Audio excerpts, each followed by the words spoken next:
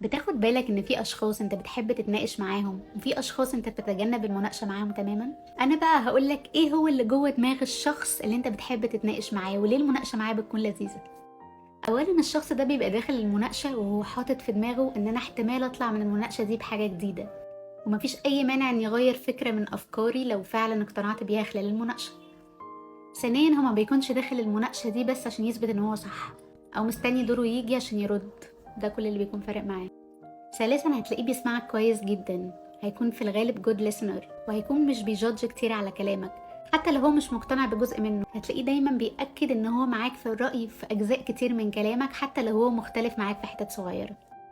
واخر حاجة هتلاقيه في اخر المناقشة حسسك ان هو استفاد منك وانت استفدت منه، مش حد معين طلع صح وحد معين طلع غلط. قولولي انتوا ايه هي صفات الاشخاص اللي انتوا بترتاحوا معاهم في المناقشة اكتر، وما تنسوش تعملوا فولو عشان تشوفوا فيديوز تانية كتير.